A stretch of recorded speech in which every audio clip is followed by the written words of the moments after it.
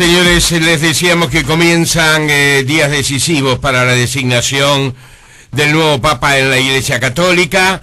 Les expresábamos hace un ratito nada más que los cardenales comienzan a organizar todo lo que va a ser el cónclave que va a definir el nuevo nombre. Hay especulaciones varias, se habla concretamente de que retornaría después de mucho tiempo un Papa italiano. Hay quienes, sin embargo, con el dedo índice señalan hacia América Latina, más concretamente hacia Brasil. Hay signos de interrogación, ¿verdad?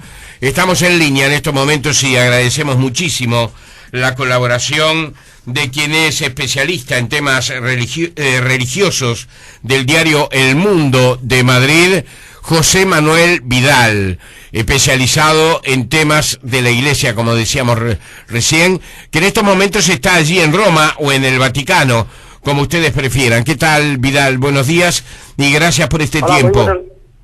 Muy buenos días. Acabo de llegar de la Plaza de San Pedro, sí, que acaba de comenzar las congregaciones generales y allí hemos estado con algunos cardenales, hablando con ellos antes de que entrasen, sí. Sí, ¿y cuáles serían las novedades más significativas que se han dado en estas últimas horas, Vidal? Las novedades significativas son las que nos inventamos los periodistas. La vida de la Iglesia lleva un ritmo siempre igual, independientemente de lo que podamos decir. Aquí hay cientos ya de periodistas de todo el mundo y por lo tanto todos tenemos que alimentar a nuestros medios y hay hipótesis que surgen por todas partes. Dado que el cónclave va a ser un cónclave, este cónclave va a ser muy abierto. No estamos como en el 2005 con dos grandes figuras que abanderaban dos modelos o dos sensibilidades eclesiales, Ratzinger y Martini. En este momento no hay dos grandes figuras y por lo tanto cualquier posibilidad está abierta. Independientemente de ello, está abierta porque hay un pensamiento de discusión hoy, hay una voluntad de discusión dentro de la Iglesia Católica, o porque están ausentes figuras o personalidades como lo han sido Juan Pablo II y el Papa Benedicto XVI.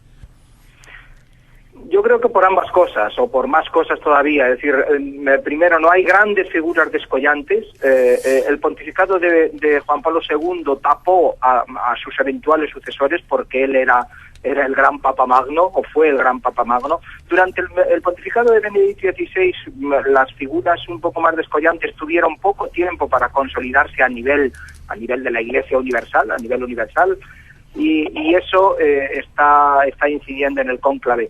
Pero también está incidiendo otras variables, es decir, está incidiendo la renuncia del Papa, está incidiendo la limpieza que está sin hacer, está incidiendo el papel de la curia. Hoy las preguntas a los cardenales a la entrada del precónclave de la primera congregación general iban siempre por ese sentido, van a ustedes a hablar del Vatilix, es decir, los cardenales italianos son tan malos como se viene diciendo. El próximo Papa tendrá que limpiar la curia y limpiar la Iglesia. Por ahí van los tiros y esas son las variables que en estos momentos se están teniendo muy en cuenta. Claro. José Manuel, vamos a recordarle a la audiencia cuál es el proceso que sigue ahora a partir de este momento para la designación del nuevo Papa.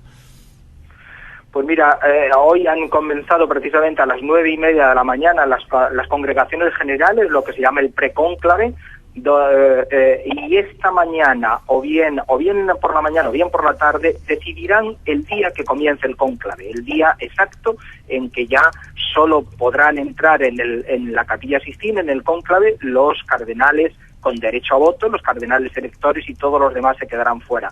Aquí se especula hasta hoy a final de la mañana o esta tarde, no sabremos exactamente, pues se especula con el día 11, pero también podría ser el día 9, depende de las prisas que quieran darle. Aquí los cardenales italianos quieren meter mucha prisa a la dinámica del cónclave, del precónclave, y los extranjeros, digamos, quieren más calma, ¿no?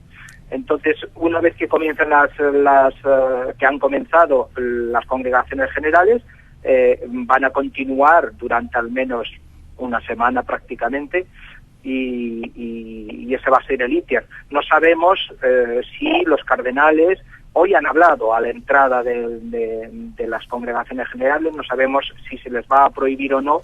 El Ratzinger, cuando ejerció de decano, prohibió a los cardenales hablar durante el precónclave. Esperemos que esta vez no haya imposición de silencio, por lo tanto puedan seguir hablando a la entrada y a la salida. Entran en las congregaciones generales y hay una serie de relaciones establecidas que escuchan todos los cardenales, por ejemplo la del cardenal diácono, cardenal Sodano, la del cardenal que se ocupa de los asuntos de la curia, el cardenal Bertone, el cardenal Camarlengo en este momento. Hay una relación del cardenal Filoni, que es el que lleva la evangelización de los pueblos. Hay otra relación de la Secretaría de Estado. Hay distintas relaciones ya pautadas, y después hay intervenciones de cada uno de los cardenales que suba a la mesa y durante 5 o 10 minutos dice lo que cree conveniente sobre la situación de la Iglesia en este momento y sobre el perfil. Es decir, en este momento van a dedicarse a hacer el traje del futuro Papa, y después decidirán quién es el mejor para llevar ese traje. ¿Se hizo la digestión ya de la decisión tomada por el Papa Ratzinger? Es decir, la sorpresa, por lo menos para el mundo, ¿no? Generó una cantidad de análisis cruzados de distinto punto, es decir, muchos de ellos conectados fundamentalmente con lo que el propio Ratzinger expresó, justificando su decisión. Por otro lado, se señalaba que Ratzinger encontraba que lo mejor era que se pudiera prescindir de él como figura del Papa debido a su fracaso. Digo fracaso en el sentido de los que de alguna manera hacen circular esta versión, ¿verdad? Con respecto a cambios que podrían ser considerados como muy fuertes para la Iglesia Católica, y todo esto proveniente de un Papa que desde el principio se señaló que era un Papa conservador. Claro, es un Papa conservador, siempre ha sido un cardenal conservador, un Papa conservador, pero que se ha ganado la simpatía de la inmensa mayoría de los católicos, de la gran mayoría, sobre todo la sensibilidad más moderada y más progresista, por este gesto revolucionario, histórico, de la renuncia, por este no aferrarse y por este marcar la hoja de ruta. Con ese gesto está diciendo a todos los demás cardenales, a los intrigantes sobre todo, el poder en la Iglesia tiene que ser servicio y tiene que estar al servicio de los demás. A ver, ¿se ha digerido esa renuncia? Yo creo que no, yo creo que va a costar, yo creo que está costando, de hecho, en la jerarquía y en las bases. Primero, en la jerarquía ha habido dos exponentes que han criticado la decisión públicamente, la decisión del Papa. Ya sabes que los cardenales no suelen criticar entre sí, y menos criticar al Papa, pero el cardenal Pell de Australia y el cardenal Chiwis, el antiguo secretario personal de Juan Pablo II, han criticado duramente al Papa, ¿no? Con aquella frase de la cruz no se baja, ¿no? La Iglesia tiene un poder de mistificación absoluto y dos vías de salida del pontificado tan diferentes como la de Juan Pablo II y la de Benedicto XVI, las va a digerir lógicamente, ¿verdad? Tendrá que pasar un tiempo, pero las va a digerir y las está digiriendo mayoritariamente. También hay protestas, es decir, los sectores más conservadores llegan a hablar incluso de traición. Ayer mismo aquí en Italia, en un pueblecito al norte de Italia, cerca de Ventimiglia, un sacerdote en misa, delante de todos sus fieles y delante de muchos niños, quemó una foto del Papa diciendo el pastor no puede abandonar a las ovejas, ¿no? En Castelvittorio. En Castelvittorio ocurrió eso. Eso es, en Castelvittorio, un pueblecito del norte de Italia. Ese tipo de gestos, aunque son minoritarios, significan que está costando digerir y deglutir la renuncia papal, que es un gesto que histórico y que, ya te digo, yo creo que marca la hoja de ruta del próximo Papa también. Claro, hay cosas que uno concibe como inamovibles para la Iglesia, ¿verdad? pero hay quienes dentro de su feligresía también están pidiendo la posibilidad de una iglesia, según ellos, más ayornada, más en condiciones de instalarse en lo que son los conflictos, los problemas, los dilemas del hombre del siglo XXI.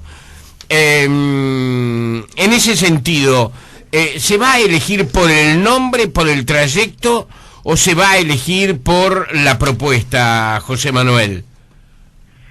Yo creo que se va a elegir no por el nombre, es decir, los nombres en este momento no hay grandes figuras descollantes que se vea que entran papas y salen papas, ¿no? Y aquí ahora el que entra papa puede salir cardenal perfectamente. Se va a elegir más por el vestido que están tratando de hacer. Es decir, en este momento yo creo que muchos de los cardenales así lo están expresando. Hoy mismo el cardenal amigo a la entrada del precónclave venía a decir un poco esto. Si queremos un papa que seduzca, un papa atractivo, una especie, se está buscando otra vez una especie de papa bueno, ¿verdad? Un papa Roncalli.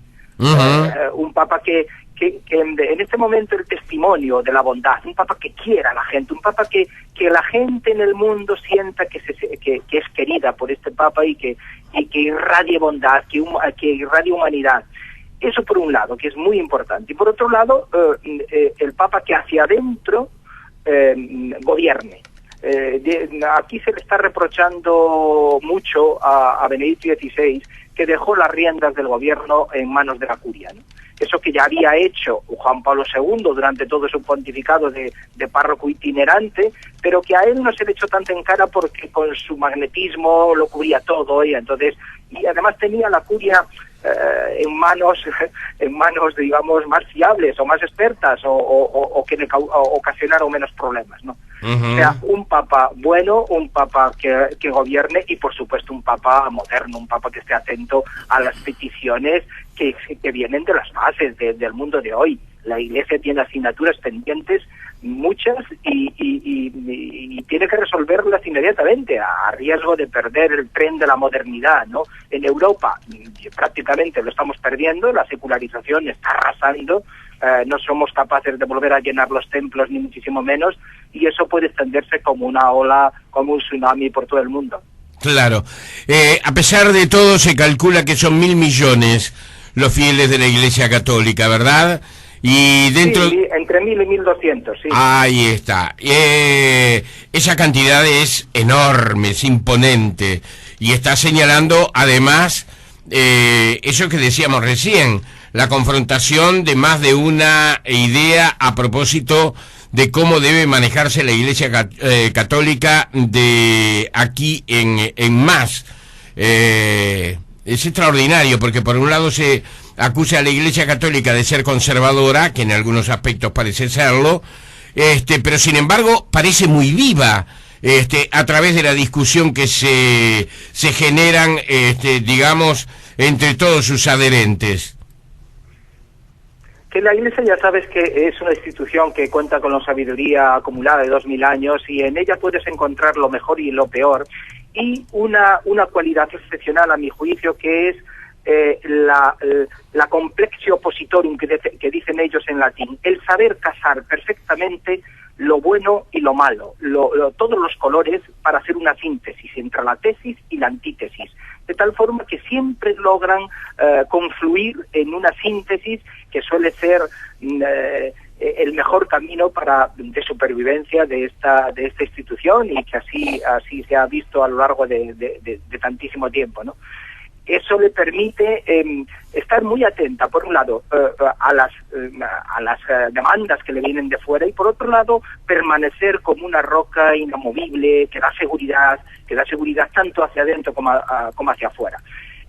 Yo creo, sin embargo, que en este momento, durante el pontificado de Juan Pablo II y la continuación, porque el Benedicto XVI lo que hizo fue continuar, él fue, digamos, el gran arquitecto ideológico del pontificado del Papa polaco, continuar ese pontificado, se llevó el péndulo eclesial demasiado a la derecha, está muy escorado a la derecha, y lo que se está viendo en los cardenales y en la gente de Iglesia, tanto aquí como en otros sitios, es el deseo centrarse, de volver a moderar, claro, de volver a aglutinar para no perder, entre otras cosas, para no perder clientela, la propia clientela que sea. ¿Sabes? Si tú llevas demasiado el péndulo a la derecha, lo estás perdiendo toda la izquierda y mucha gente muy moderada. Si recentras, si volvemos a la época del Concilio Vaticano II, donde se centró la Iglesia y se ayornó, se puso al día, pues se sale ganando en clientela y se sale ganando en prestigio, en influencia y en autoridad moral de la propia institución, creo. Claro, Ratzinger era además un intelectual brillante, ¿no? Un hombre de pensamiento muy profundo. Con respecto, todo esto ocurre allí en una zona muy pequeña, conectada con Roma, en momentos en que Italia tiene su propio sacudón político, ¿verdad? Es decir, la política hay terremoto en la vida política italiana. Esto no es nuevo para Italia, ni será la última vez que ocurra en Italia, salvo que los italianos se transformen en otras personas, ¿verdad? En ese sentido, ¿ha opacado, digamos, un tema al otro, o son compartidos? En la prensa italiana y en los medios italianos, ya sabes que los italianos están acostumbrados a vivir, digamos, en el alambre, y por lo tanto el terremoto político es como natural a la esencia de la política italiana, y por lo tanto, evidentemente ha tenido mucho peso durante estos días y está teniendo mucho peso porque las elecciones han sido muy reñidas y no son capaces todavía de llegar a un acuerdo político entre las fuerzas políticas, y entonces no se sabe si va a haber adelanto de elecciones, cómo lo van a hacer. Pero lo van a hacer. Lógicamente se ocupa mucho espacio en la prensa, en los periódicos, en los grandes diarios italianos, pero Italia vive pendiente de Roma. Roma y Italia entera están pendientes del Vaticano. El Vaticano es algo propio de los italianos, claro, lo consideran algo suyo. De hecho, el Papa es obispo de Roma y, por lo tanto, son páginas y páginas y páginas todos los días en todos los grandes medios de comunicación. Es decir, no opaca una cosa a la otra. Lógicamente, si no fuese en época de elecciones, todavía tendría más espacio lo del Papa, pero ellos son muy conscientes. Ayer estaba hablando con uno de los subdirectores del Corriere della Sera y me decía que son muy conscientes que lo de Benedicto XVI y la elección de sucesor es un evento histórico y que lo suyo, lo de las elecciones, están tan acostumbrados que posiblemente las tengan que repetir pronto. Claro. La última, José Manuel, más allá del riesgo que significa la respuesta, está claro, tú lo señalabas, que todavía no puede señalarse, digamos, un candidato así, firme, como ha ocurrido en otras ocasiones. Sin embargo, se han mencionado algunos nombres. ¿Cuáles son los nombres, a riesgo de que esto no ocurra así, pero simplemente transformando el rumor en noticia? ¿Cuáles son los nombres que o los países, verdad, hacia donde se dirigen las miradas con mayor agudeza en lo que tiene que ver con que allí puede estar el nuevo Papa? Ya sabes que, bueno, como tú dices, esto son quinielas y las quinielas, pero últimamente se están cotizando mucho como 3 nombres que darían lugar a 3 papas diferentes, aunque 2 procedentes de Latinoamérica. Está subiendo muchísimo la candidatura del cardenal de Sao Paulo, Odilio Scherer. ¿Por qué? Porque combina perfectamente las 2 cualidades, el ser un pastoralista, tiene experiencia pastoral y además ha estado mucho tiempo en la curia y conoce perfectamente una de las limpiezas que tendría que hacer, que es el IOR, el Banco Vaticano, porque es uno de los cardenales que delegado en la cosa del IOR. Scherer, la candidatura de Scherer llevaría aparejado un secretario de Estado italiano y por lo tanto los italianos seguirían controlando un poco la curia y el nuevo papa sería latinoamericano. Cobra también entre los que suben, está Ouellet, lógicamente, el canadiense, sería un salto, pero sería un salto a ese lado del océano, pero un salto controlado, ¿no? Es un nombre que que ofrece todas las garantías. Es un hombre que ha estado, por otro lado, muy pendiente de Latinoamérica, habla perfectamente español, ha estado mucho tiempo en Colombia y conoce perfectamente también la curia y los engranajes curiales. Y el tercer candidato podría ser Ravasi. El cardenal Ravasi es el hombre de la cultura, es el intelectual, es el hombre por el que está tifando o apostando en este momento una parte significativa de la curia, la parte que aglutina el cardenal Bertone. Entonces, en torno a esos tres se está haciendo lobby en estos momentos, aunque puede salir, ya sabes, cualquier otro, porque al final dicen que el Espíritu Santo sopla, y cuando sopla demasiado, como en el caso de Juan 23, pues nunca se sabe por dónde va a salir, ¿no? Claro. Estamos en las primeras horas de la tarde allí en Roma, ¿verdad? ¿Cómo está el tiempo? Pues ahora mismo es la 1:06, tenemos un tiempo espléndido, en torno a los 14-15 grados, y sol con alguna nube, pero el tiempo extraordinario. José Manuel Vidal, periodista del Mundo, especialista en temas religiosos, desde Roma. Y director de Religión Digital, mi página web que llega a todo el mundo también, con muchos seguidores en Latinoamérica. ¿Sí? Vamos a reiterarlo, José Manuel. Página de... me decías el nombre de...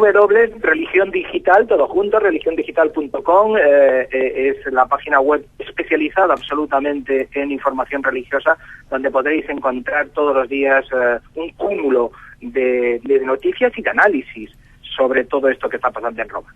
Fantástico, te seguiremos allí fielmente. Ha sido muy generoso, te agradecemos mucho y desde Montevideo te mandamos un abrazo. Muchísimas gracias a vosotros, aquí estoy a lo que mandéis. Hasta muy pronto, gracias. Gracias, chao.